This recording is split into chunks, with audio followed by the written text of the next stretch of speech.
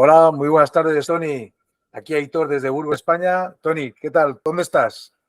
Hola, buenas, Aitor. Mira, actualmente donde yo vivo, estoy en el Reino Unido, en la frontera con Escocia. Estupendo. ¿Qué tal de temperatura anda por ahí, por Escocia? Cerca de Aquí Escocia. ¿Qué tal ahora estás? hace 12 grados de calor. Madre mía, estamos aquí en pleno agosto y algunas provincias estamos lo que es a 40 grados, así que ya te puedes imaginar la No me da envidia que miedo. tenemos algunos. Bueno, Tony, tenemos pendiente esta entrevista desde hace ya un montón de tiempo porque sacaste este libro, Nunca no puedo, ¿vale? Un Sí. libro que está basado o está pensado para los instructores, tanto militares, policiales y de ciudad privada. Yo me considero instructor, lo que es de ciudad privada y algunos módulos, lo que es de policial, y entonces, claro, es obligado leerlo y es obligado lo que es leerte. Evidentemente, hablas de un montón de cosas, hablas un montón ¿cómo se dice?, de lo que tenemos que los instructores transmitir a los alumnos, ¿no? O cómo tenemos que hacerlo. Pero cuéntanos, ¿por qué escribes este libro? Bueno, el libro lo saqué porque las cosas no me fueron bien, como yo pensaba. Yo hice un máster universitario y mi proyecto era el ir a Naciones Unidas, al Centro de Formación de Naciones Unidas, y hacer allí una investigación sobre el curso HIT, que se llama, ¿no? Son cursos para personal destinado en zonas hostiles por el mundo. Y entonces yo hice mi tesis en ello, me vine a Inglaterra y entonces yo quise eso ponerlo, superarlo, ¿no? Hacer un doctorado, una investigación propia. Me acerqué a cientos policías y no me dejaron. Y también el doctorado era bastante caro, o es bastante caro, y me ponían muchas pegas. Y así que decidí que ya que estaba dentro de la policía como instructor, hacer mi propia tesis y ponerlo todo en resumido en un libro. Y ese es el producto. Estupendo. Tony, mucha gente no nos conoce porque las redes sociales está tan llena de instructores, tan llena lo que es de canales, de YouTube, de TikTokers, de Instagramers. ¿Quién es Tony? ¿Quién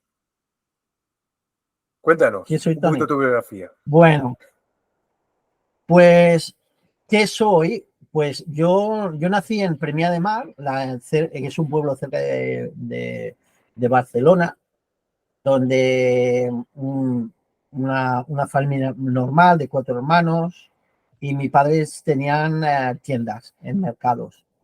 A través de ahí yo dejé el colegio muy pronto, con 13 años. Yo no se me diagnosticado en ese tiempo, pero yo con los años se me diagnosticó Asperger. Y entonces eso me dificultaba mucho la educación tradicional, ¿vale? Entonces yo dejé el colegio muy pronto. Entré en el ejército y estando en el ejército, el mismo día de entrar en el ejército de servicio militar, mi hermana falleció en un accidente de coche. A través de ello, yo estaba en el Pirineo, estaba en la sección de cazadores de montaña y decidí irme a Barcelona. Y para irme a Barcelona, solicité para ir a los COES, al Cuerpo de Operaciones Especial Español. Y ahí me tiré un año y medio. Después de eso, al no tener el EGB, no pude solicitar para la academia y me fui a Latinoamérica. Y estuve en una temporada de trabajando de escolta. Estuve en Colombia, en Perú y en Ecuador. Estuve una temporada allí y después me vine otra vez para España y de ahí a Inglaterra para aprender el inglés. Y aquí en Inglaterra el estilo y el sistema de educación es muy diferente y más adaptable a mis dificultades como de aprendizaje y mis habilidades también como al tener Asperger. De ahí saqué una carrera y también me saqué un máster. Y trabajos, pues trabajos en lo que lo que me gustaba y lo que me apasiona, que es la seguridad.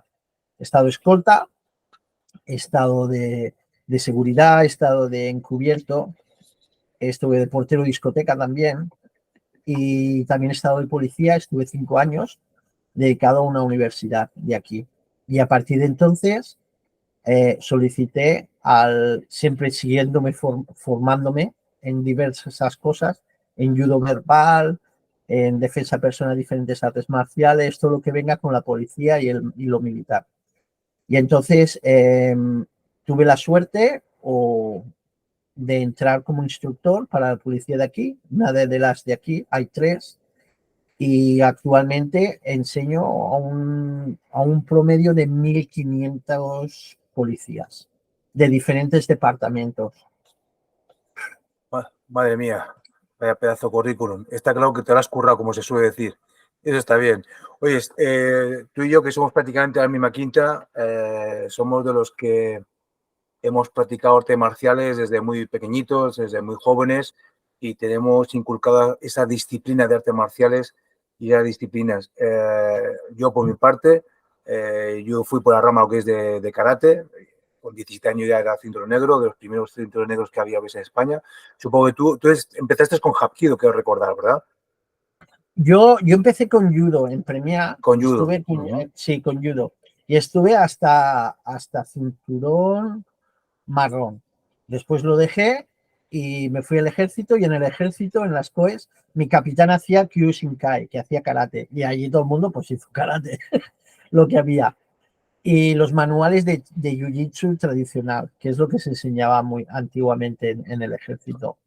Después salí de ahí, practiqué el taekwondo y después ya sistemas pues como el Brazilian Jiu-Jitsu, el grappling, el greco-romano,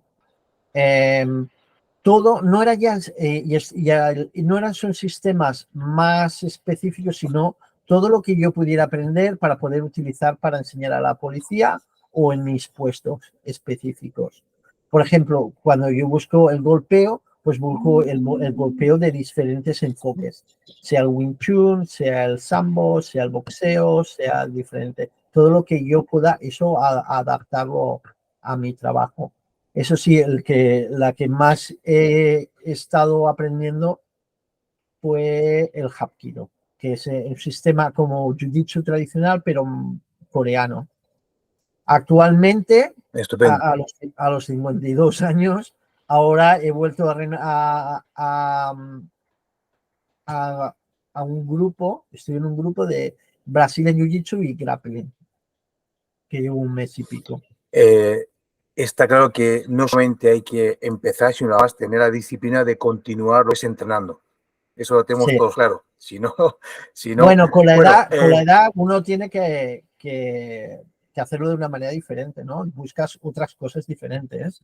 No eres tan impulsivo, no buscas tanto la fuerza, buscas más la técnica y la longevidad, de estar años practicando, ¿vale?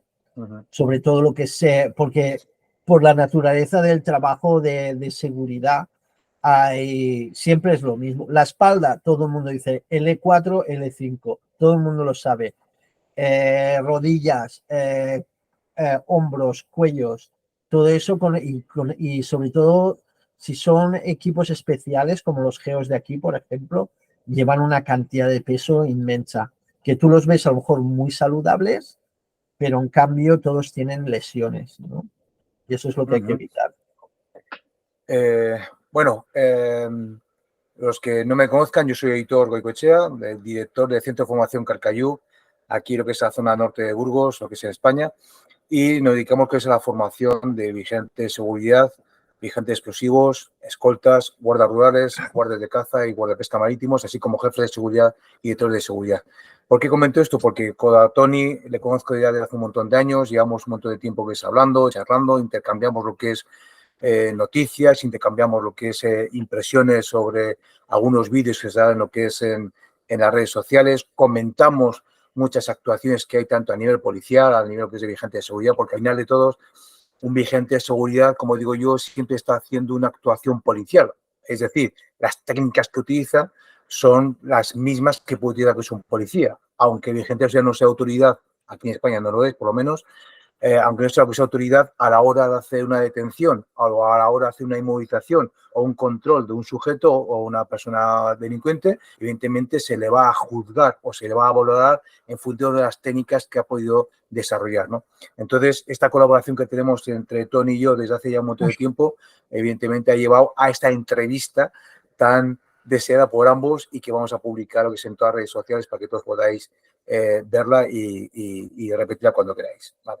Tony, te pregunto, ahora mismo has comentado que estás dando formación a cerca de 1.500 policías de forma lo que es anual. Pero exactamente, ¿qué tipo de formación les das?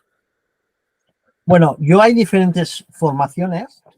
Una, la que, por ejemplo, como un 60% de mi tiempo es el reciclaje. Aquí todos los policías tienen que hacer un reciclaje que es de 2 días. Son 6 horas de primeros auxilios y el resto, de un día y medio, es de defensa personal, en que entra el saber, el grilleteo, todo lo que tengan ellos, el taser, el bastón, el spray, se utiliza mucho el spray aquí, y dentro de eso lo ponemos en escenarios, ¿vale? Ponemos 6 escenarios y un doméstico, por ejemplo, y pasamos 1 hora, diferentes situaciones en un escenario de un doméstico, por ejemplo. Y eso lo tienen que hacer una vez al año. Antes de empezar el curso, tienen que hacer, no sé cómo se llama en español, eso que el blip test en español se llama, son 15 metros y hay un bip, bip, bip. Me parece que en español Sí. se le llama una palabra francesa o algo. Sí, no recuerdo ahora mismo, pero sé lo que te dice, sí. Bueno, pues entonces tienen que llegar al nivel 5,4 como mínimo, pero depende de Ajá. qué departamento, a lo mejor es más alto. Por ejemplo, para orden público es un 6,3, ¿vale? Y entonces eso es lo básico, lo que yo enseño. Claro, son unos 24 policías por curso de 2 días cada uno. O sea, 48 a la semana. Después también enseño en la universidad, o actualmente los nuevos policías tienen que hacer una carrera de 2 a 3 años, ¿vale? Antiguamente no se hacía, ahora sí, pero dentro de tus prácticas ahora es lo mismo casi, pero ahora está reconocido por una universidad de una manera educacional. También enseño eso, enseño a la universidad, diferentes módulos. No solo eso, el uso de la fuerza, el judo verbal y otros temas. Tony, Y una después pregunta. también, perdón, Sí, dime. y después también hay específicos que ya no es que del curso, que soy como un consultor, digamos. Por ejemplo, me vienen los de encubierto y me dicen pues que quieren aprender ciertas cosas. Entonces yo voy allí, me paso el día con ellos y ellos me dicen qué tipo de incidentes han tenido o lo más habitual, y entonces yo les hago un programa específico para ellos. Por ejemplo, los que son los geos de aquí, digamos, o los J en los Mossos de Escuadra, pues lo mismo. Ciertas tal, les viene un material diferente, ellos tienen sus propios instructores, pero yo les damos otra opinión desde afuera, exterior, ¿vale? Porque claro, tú como instructor solo ves una forma de ver las cosas y necesitas a alguien para que también te dé otros puntos de vista. Yo, como ya he mencionado antes, al tener expertos veo las cosas de una manera un poco diferente. No siempre bien, pero al menos les hago pensar. Y entonces es eso, esas otras funciones que hago también. Estupendo. Tony, creo que eres un privilegiado porque has pasado por la parte militar, como has comentado, estuviste pues, en operaciones especiales, en las cuales has estado también a nivel privado y has estado también a nivel lo que es policial. Y ahora estás como instructor, es decir, has pasado por tanto la parte militar, la parte policial, la parte lo que es privada. desde tu punto de vista, ¿qué tipo de carencias encuentras en las academias o cuando están realizando lo que es la formación para ser vigilante de seguridad o para ser lo que es policía o para ser lo que es a nivel militar? Decadencias. Aquí en Inglaterra hay muchísima falta de policías. Básicamente cualquiera puede entrar como policía. No es como en España. Eso de vocacional cada vez es menos. El hecho de que ahora tengan que hacer una carrera y se les dé la carrera gratis, porque no la pagan ellos, una vez entras en la policía y ya te entra la carrera, están atrayendo gente que a lo mejor no es la más idónea para la calle. Pero dentro de la policía hay muchísimos departamentos. Por ejemplo, mi mujer fue detective durante muchísimos años. Y yo su trabajo, por ejemplo, yo no podría hacerlo. Tiene que hacer investigaciones o tuvo que hacer investigaciones con pedófilos y cosas que a lo mejor yo, por mi personalidad, a mí me costaría. En cambio, en la calle sí. O sea que hoy en día está cambiando también el perfil de policía que se busca y se está haciendo más específico. Yo en España todavía se busca un estándar, ¿vale? Mínimo, y a partir de ahí salen unos u otros. Pero eso también a la hora de seleccionar a la gente, a lo mejor estamos perdiendo gente que a lo mejor se vería muy útil. Por ejemplo, en el cibernético, ¿no? Por ejemplo, o digital. Hay gente que a lo mejor físicamente pues no son muy buenos o no tienen una física buena o no tal cual, pero en cambio son unas máquinas en el sentido de lo digital y de la dark web y tal y cual. Eh, y el estilo de selección debería de cambiar. Ya está pasando mucho. Yo me leí un libro que se llama El talento de la guerra, ¿vale? Es en inglés. En, en, en Estados Unidos los SEAL tenían muchísimos problemas a la hora de mantener a los nuevos SEALs y también del tipo de selección de los SEALs, ¿vale? Y buscaron a un profesor de psicología que hiciera junto a otros especialistas durante 6 años, mirando qué es lo que fallaba y qué es lo que se buscaba, ¿no? Y antes era mucho, ahora, actualmente, ¿vale? En los SEALs y yo lo veo en la policía, son dos extremos, o son los niños que se pasan todo el día en casa y físicamente no saben ni cómo hablar con la gente ni nada, ni hacen deporte, y después tienes el otro extremo, que son gente que se cuida muchísimo, que se mira la dieta, que miran de recuperarse, hay mucha información sobre eso, ¿vale? Muy bueno. Pero en cambio no tienen otros atributos, por ejemplo, como el aguante o como la constancia o como la disciplina, ¿vale? Y eso es lo que está pasando ahora. Y es hay que haber hay que pasar ese momento, ¿no?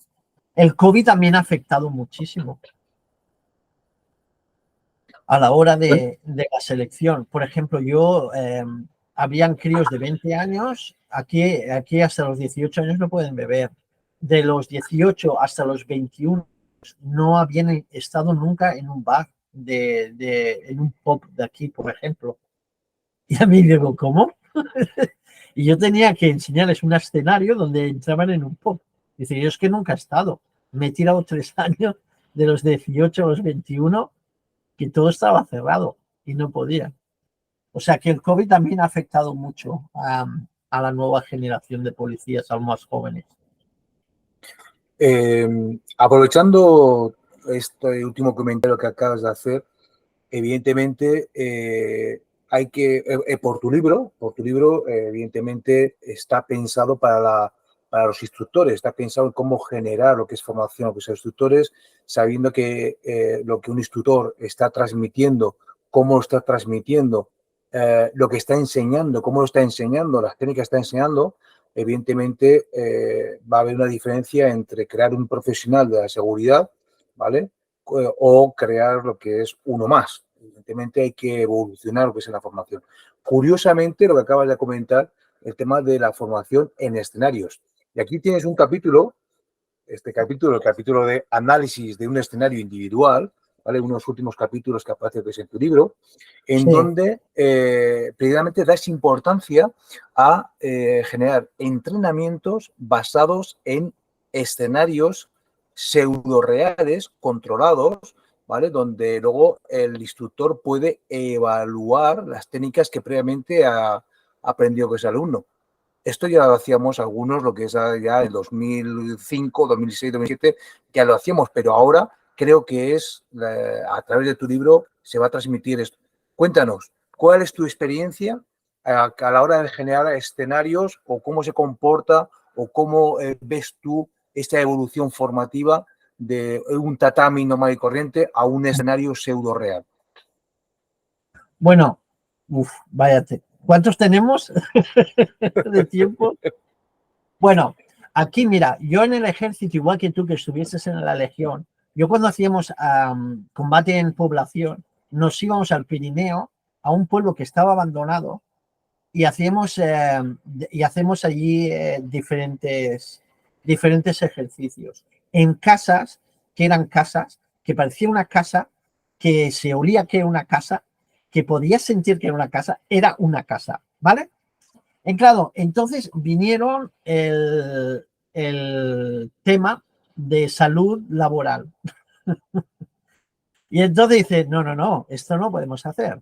¿Y ahora qué pasa? Que todo se está haciendo en containers de estos, que está todo acolchado, que todo es de un color. O sea, que en ese sentido se está acercando, pero hay cosas que para tú comprobar las habilidades de una persona, primero ahí es lo típico mecánico, ¿no? ¿Vale? Pues saber cómo utilizar un bastón. Se analiza eso, cómo poner los grilletes, cómo disparar, tal y cual. Después está al lado de la actuación de toma de decisiones de la persona, de seguridad. Si mantiene la proximidad, qué proximidad tiene, qué distancia, el tiempo, negociación. Y después está el tema de decisión bajo estrés. Hay dos cosas que hay que, para probar los atributos de la persona, hay que comprobar a través del estrés y a través de la incertidumbre para probar el toma de decisiones de la persona. Buscas policías o militares o seguridades pensadores, no buscas robots. Hay, un, hay partes de la policía que son robots y en el ejército. Se llaman los regulares. Entonces tienes los irregulares, son gente que no puede ser normal. Tiene que pensar de una manera, porque la situación que se van a encontrar no son normales. O sea, hay que aportar situaciones muy comunes, pero también una parte de que nunca se habrán encontrado. Entonces pruebas dos diferentes cosas ahí. Una es de una persona reaccione en cosas muy cotidianas y de una manera robótica y estructurada, y entonces en otros momentos que no les dé tiempo. Y hay gente que tiene más dones para uno u otro. A la hora de la selección eso es muy importante, porque tú las fuerzas especiales, por ejemplo, tú no buscas a alguien regular, no puedes tener a alguien regular. Necesitas gente irregular, porque van a lidiar con cosas que no son normales, ¿no? Entonces el estrés, lo que he comentado, el estrés es uno y la incertidumbre. El estrés tiene que ser estrés, no tiene que ser ansiedad o tiene que ser pánico. Tienes que ponerlos de una manera, en una situación de provocar un estrés, pero no sea tanto para que les dé ansiedad. Y si les da ansiedad, trabajar eso, que no se convierte en una ansiedad, que se convierte en un estrés positivo. Bien, de hecho, en tu libro también aparece en el capítulo 5, hablas de el miedo que tenemos muchas veces, o que es a un enfrentamiento, a una situación nueva o a una actuación que podemos tener contra nosotros o contra terceras personas. Recordamos que estamos hablando de que somos instructores y tenemos que formar a policías, tenemos que formar lo que sea vigente de seguridad, a personas de seguridad privada, a personas de seguridad en general, ¿no?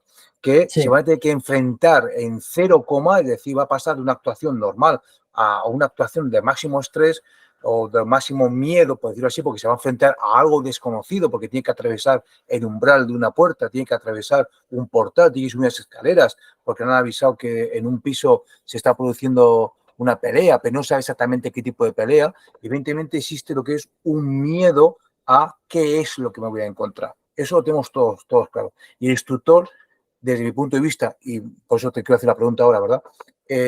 Debe de intentar manejar escenarios que al alumno le intente reproducir ese estrés o esa situación o ese escenario que sea lo más próximo a la realidad, para que cuando se encuentre con la realidad diga, hostia, esto ya lo he entrenado, esto ya lo he visto, lo que son esos entrenamientos, ¿vale? Evidentemente, la realidad siempre puede variar, pero la gestión del miedo y del estrés se hace a través del entrenamiento. Así te entiendo, ¿verdad? Con tu libro. Sí, claro. Tú, a ver, tú tienes diferentes herramientas que puedes utilizar. ¿Qué es lo que te crea estrés, por ejemplo? Pues información que tengas ya de antes, o información o no información, o que algo que tú no sepas antes de entrar en esa habitación. Que haga frío, o que haga calor, o que te pique la ropa que llevas, o que alguien esté gritando, o un bebé gritando dentro de la misma habitación. Hay muchísimas cosas que tú como instructor puedes ir añadiendo y cree ese estrés a la persona. Que entre en la habitación y cierres la luz. O sea, puedes provocar diferentes, pero claro, no hasta llegar un momento de que cree una ansiedad, porque ahí ya no aprenden, ¿no? Y hay muchas maneras de utilizarlo. Técnicamente hay muchas cosas en el mercado, pero no está todo el mundo accesible.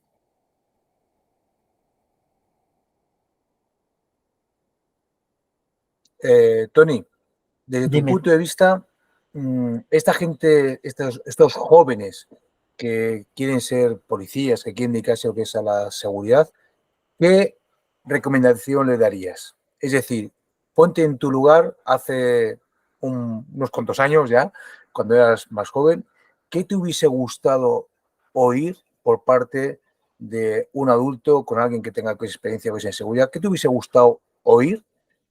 Y tienes la oportunidad ahora de tú decírselo a estos jóvenes que a lo mejor tienen esa inquietud y si quieren dedicarse al tema de seguridad. ¿Qué les dirías? Pues si tienen esa, esa pasión o quieren entrar que pregunten. Yo, por ejemplo, era muy tímido a la hora de preguntar. Tú si quieres ser Mossos de Escuadra, vete a la academia y habla con alguien y que te dé información. No solo de una persona, de dos o tres. Que si puedes visitar diferentes departamentos, pues mejor. Que nadie que utiliza la gente que tengas a tu lado y que te den las versiones diferentes y que te ayuden. Porque la gente o te puede engañar o te puede limitar, ¿vale? Si alguien es muy negativo, la de la policía te dirá que la policía no vale nada, que las horas, que no sé cuántos, pero es importante que que te vendan una realidad de lo que es el trabajo.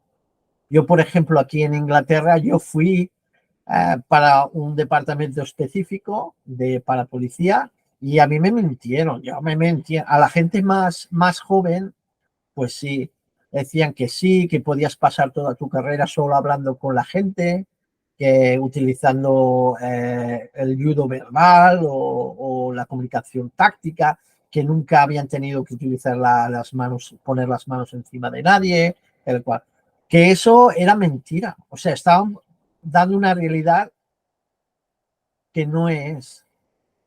A lo mejor depende de qué departamentos o donde trabajes, a lo mejor sí, pero no siempre es así. Y Entonces, si hay algo, por ejemplo, yo cuando pregunto a los nuevos estudiantes, ¿quién ha hecho artes marciales? De 50 me salen 2 o 3. Claro, claro. Y Entonces, se piensa claro, que el les vamos resto, a enseñar defensa personal en la academia y van a salir unas máquinas. Venden esto, mentiras. esto nos lleva a, como muchas veces digo, que es a los perfiles de cada persona, ¿no?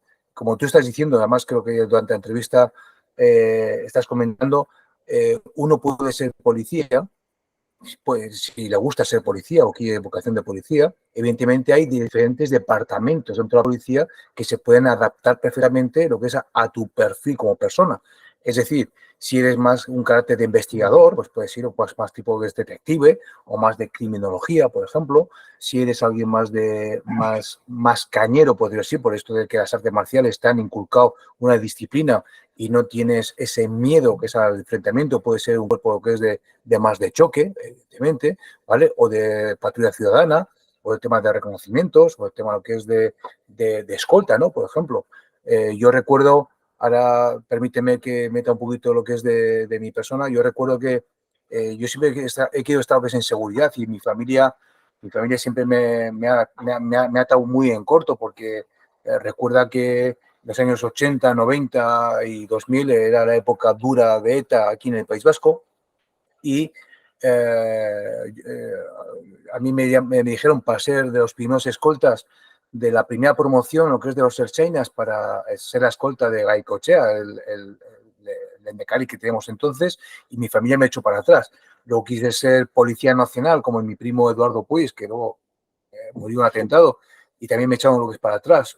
Al final me fui a la Legión, ya por esto que dices, por rebeldía, y ahí ya es cuando empecé a sentirme bien, ¿no? Luego cuando volví, pues, volví lo que sea al mercado laboral, estaba insatisfecho, tuve una depresión y al final dije, mira, lo cierro todo y me fui lo que es de escolta y es donde realmente me desarrollé, ¿no? Tanto que es en escolta, lo que es aquí en País Vasco, como una temporada que estuve lo que es en Irak, haciendo también temas de trabajos de escolta, ¿verdad? Es decir, que los que tenemos, ya evidentemente estoy dirigente de seguridad, vigente de explosivos, director de seguridad, soy perito judicial de SOA privada, y quiero decir que el que tiene una vocación dentro que es de la seguridad, creo que tú, Tony, igual que yo, les animamos a que se metan en lo que es en seguridad y que luego encuentren su espacio, su hueco y se desarrollen como personas y como profesionales dentro que es de ese mundo, ¿verdad? Totalmente de acuerdo, cada una. Tú tienes que saber quién eres y cómo lo haces a través de exponerte a cosas que son incómodas y que te dan miedo. Y te darás cuenta si vales o no vales, sea para la seguridad, sea para lo que sea. Pero al menos yo recomiendo que sigas tu pasión. Otra cosa también que recomiendo es que, por ejemplo, si tú quieres ser un buen policía, solo con la formación que te dan en la policía no es suficiente. Serás un policía bueno, pero no serás excelente. Y eso pasa con cualquier organización, ¿vale? Ahora yo me van a poner verde, pero bueno. Cualquier organización tiene influencias externas que hay muchas cosas que no se pueden enseñar. Por eso, por ejemplo, y sobre todo el departamento de formación, hay una parte política de por qué se enseñan o por qué no se enseñan ciertas cosas. Por ejemplo, aquí en Inglaterra, el double tap, el dos tiros seguidos, no se puede enseñar. Aunque tácticamente y operacionalmente puede ser algo muy beneficioso, pero en cambio políticamente no está bien visto. Después, legalmente tampoco, porque debes de justificar cada disparo que haces, ¿vale? Después tienes el legal, digamos, también, el que ya lo he mencionado, tienes el económico, tienes un material y otro que te van a dar, no porque sea el mejor, sino porque a lo mejor alguien le ha gustado ese material, ese bastón, o porque económicamente se lleva un tanto por ciento de los bastones, ¿vale? Después tienes el social, ¿vale? O cultural de los instructores que enseñan de una manera y no quieren cambiar y ya les va bien. Y enseñar algo mucho mejor requiere muchísima energía. O sea que culturalmente se enseña de una manera y no tampoco buscan que venga nadie de afuera. Después tienes el tecnológico o recursos que pueda haber. O sea que siempre vas a estar limitado. Te van a dar, simplemente te van a dar lo básico. Si tú quieres ser un buen policía, vas a la academia. Después de la academia, tienes que ir a otros policías, y cómo trabajan ellos. Y de lo que hagan ellos, tú mejorarlo y adaptarlo al tuyo. Si lo que aprendas de artes marciales en la academia, te vas a otro sitio y te vas con otras fuerzas y civiles. Y así es como vas a ser excelente en lo que tengas que hacer. Pero si solo te limites a lo de tu organización, en mi opinión, estarás limitado o te limitarás. Hay una cosa que, estudiando un poquito o viendo un poquito las intervenciones que tienen tanto las policías locales, las policías autonómicas, la Guardia Civil, la Policía Nacional aquí en España, estoy hablando de España, te das cuenta de que, para mí, desde mi punto de vista, la diferencia que hay entre un cuerpo de operaciones especiales y un policía de calle, de patrulla ciudadana, para mí es al revés. Es decir, el que este de operaciones especiales es el de patrulla ciudadana, porque está poniendo una multa de tráfico, de mal aparcamiento, o está directamente en la calle, le entra una llamada por radio diciendo que en el portal de al lado está viendo que es una cuchillada en un escenario de violencia de género, tiene que dejar lo que es el boli de poniendo que es una multa y entrar lo que es una mentalidad de tener que defender a esa persona, y se entra en un escenario totalmente diferente, muy agresivo, con muchísimo riesgo tanto para ello como para terceras personas. Y a lo que quiero llegar es que el policía que está de calle o el vigilante de seguridad, me da igual, es el que está trabajando, está cansado porque no tiene tiempo para entrenar, luego entrena muy poquito o no entrena o no tiene ganas de entrenar, ¿vale? Y sigue trabajando, pero sigue actuando.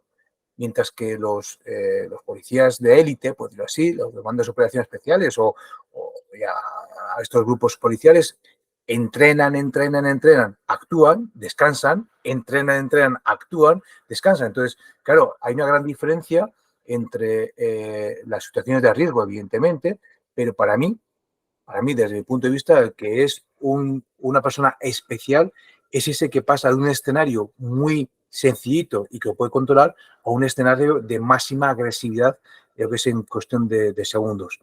Tony, comentándote esto, ¿tú qué tipo de artes marciales o qué combinación de artes marciales recomendarías que tanto lo que es el personal privada, me da igual que son militares, si son policías, si son lo que es el personal privada, ¿qué le recomendarías para que tuviesen lo que es una preparación un poquito por encima de la media del resto? No sé, hoy cada día está mejor, ¿eh? Hoy en día está muy de moda utilizar Muay Thai y Brazilian Jiu-Jitsu o grappling juntos, ¿vale? Que bueno, que el Sambo, por ejemplo, también lo tiene ya de hace muchos años. En Japón, por ejemplo, para entrar a la policía tienes que ser un tercer dan de judo. Y en Corea antiguamente lo mismo, ¿vale? Como policía miramos más de control, digamos, más que de golpeo. Se busca más eso, pero depende de que, si por ejemplo estás en una situación que estás arrestando a alguien y te vienen 5 individuos amigos del sujeto y el grappling no te va a funcionar. Necesitas mantener una distancia y de golpeo para poder defenderte con tanta gente. No puedes controlar a 5 personas a la vez. Es imposible. O sea que lo ideal sería cualquier policía tener un programa específico para ellos. En vez de ir tú, no todo el karate sirve para la policía, no todo el Brazilian Jiu-Jitsu.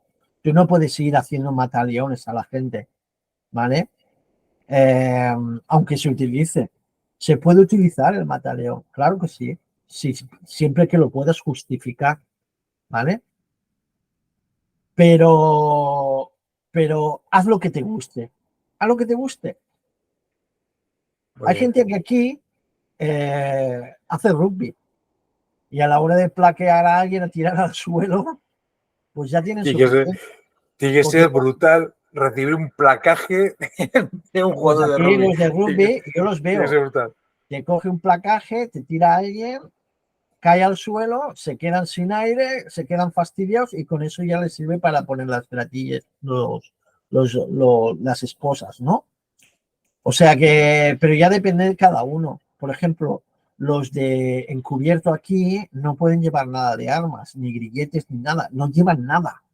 O sea que deberían de tener un programa más extenso para ellos, más específico. Cuanto menos lleves, más conocimiento debes de tener. Pero yo, por ejemplo, yo me fijé aquí en Inglaterra de escolta, los escoltas aquí civiles no llevamos armas para nada. Y si trabajas de PPO, que se le llama no sé cómo se llama en español. Close Protection Officers, ¿no? Lo que es el sí, Close Protection Officer. Si eres tú solo con tu cliente, bueno, el estrés es increíble cada vez que vas, porque tienes que utilizar a la gente para que te ayude. Si vas a un hotel, si hay seguridad de hotel, ya llamarlos de que ellos te ayuden para proveer eso. Todo lo que puedas utilizar a la gente, porque tú estás tú solo. Y las técnicas, por ejemplo, en ese trabajo serían más de golpeo, empuje y salir por patas con tu cliente. Lo que no puedes empezar a pegarte con alguien, ¿no? Es que depende de tu trabajo. Lo que he dicho yo, tiene que ser específico para el trabajo. Trae profesionales de todos sitios que sepan qué es tu labor y que ellos te ofrezcan, no al revés. ¿Vale? No Tony, al revés. Tony, ¿cuándo te vemos por España? Porque evidentemente esta es la primera edición de tu libro y está claro que yo sé que ya hay gente interesada en España en que vengas a dar lo que es un curso para instructores y que nos traigas tus experiencias que estás aplicando actualmente lo que es ahí en Inglaterra, con ese volumen de casi 1.500 policías anuales, que poca gente lo puede decir, eso lo tengo clarísimo. ¿Cuándo tenemos en España? ¿Cuándo tenemos aquí con nosotros en el Centro de Formación Carcayu? ¿Cuándo? Bueno, pues todo depende del tiempo que tenga, las vacaciones que tenga me queden y también donde haya viajes desde aquí, porque yo donde vivo no hay siempre directos y tengo que mirar a ver. Yo lo que estoy mirando ahora, ya contando contigo como otras organizaciones, lo que iré es daré unas charlas o les daré un taller. Me gustan los talleres, porque no me gusta enseñar, porque el curso es vuestro. Este es vuestro curso. Yo soy un medio para enseñaros algo y que vosotros me enseñéis o que me pidáis que quieras que os enseño. No es algo que yo enseñe, tú aprendas y te vayas a casa. Es un taller. Y entonces yo lo que haría, lo que estoy mirando a hacer, sobre todo en escenarios, es ayudar a la gente que cree escenarios y cómo crearlos y cómo analizarlos, cómo examinarlos y cómo hacer una selección de personal a la hora de ese análisis. Y eso es lo que ayudaría yo. Pero tiene que ser específico, porque no es lo mismo un equipo, como he dicho, de encubierto, por ejemplo, o de detectives o de equipos de respuesta, ¿vale? Yo quiero ser como una cosa que sea específica para la persona que yo vaya a enseñar, ¿vale? No, tendré algo genérico, pero será detallado al personal. Tony, la entrevista por hoy yo creo que ha sido extensa.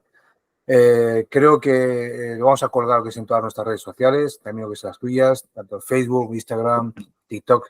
Vamos a hacer referencia a, evidentemente, tu libro, Nunca no puedo. He pensado que es para el tema de instrucción, lo que es militar, policial y privado. Evidentemente, es para mí un placer tenerte, ser el primero en hacerte este tipo de entrevista y poder colgar vuestras redes sociales. Por fin hemos conseguido que tecnológicamente podamos estar en contacto y que todo funcione bien. Tony, desde mi punto de vista ha sido un placer estar contigo. Hablamos. Yo, evidentemente, esto no es una despedida, sino que me gustaría tener la posibilidad de hacerte de aquí a un par de meses otra entrevista para ver cómo ha evolucionado ese libro, si vas a hacer una segunda edición, si vas a ampliar, si vas a venir a España a hacer algún tipo de taller. Y también poder informar al resto de la gente o incluso hacer un directo, ¿no? Que también está muy de moda hacer directos ahora. Desde mi punto de vista, desde mi parte, ha sido un placer tenerte conmigo y muchísimas gracias, Tony. Muchísimas gracias a ti, Aitor, y espero que a la gente que esté escuchando el vídeo les ayude de alguna manera lo que ha aportado y que lo mejore. Muchas gracias a todos. Estupendo. Vamos a poner también nuestros enlaces en lo que es al final del vídeo o en el WhatsApp de contacto por si queréis hacer algunas preguntas, por si queréis poneros en contacto directamente con Tony o a través de nuestro enlace, como queráis. Intentaremos solucionar vuestras preguntas. Evidentemente, el libro podéis adquirir lo que es en Amazon, os llega a lo que es a casa directamente, ¿vale? También habrá una tienda por ahí que lo pueda conseguir. Veamos que, tal como está hoy día las ventas, pues en Amazon os lo conseguís fácilmente. Además, es un libro muy fácil de leer, un libro que se lee y además que te engancha, ¿no? Que estás teniendo un capítulo y dices, hostia, y es que hay más, ¿no? Y hay más, y hay más, y hay más, ¿no? Y yo personalmente le he comentado a Tony, lo que es fuera de micrófono, que el libro está hecho de tal manera que cada capítulo puede hacer un libro nuevo con cada capítulo que ha escrito aquí, ¿vale? Desarrollando cada uno de los capítulos. Así que si estáis interesados, yo os recomiendo para tener que sea vuestra biblioteca personal como libro de referencia y que podéis tenerlo. Tony, ha sido un placer tenerte. Hasta la próxima. Muchas gracias. Un abrazo. Un saludo. Hasta la próxima. Un saludo.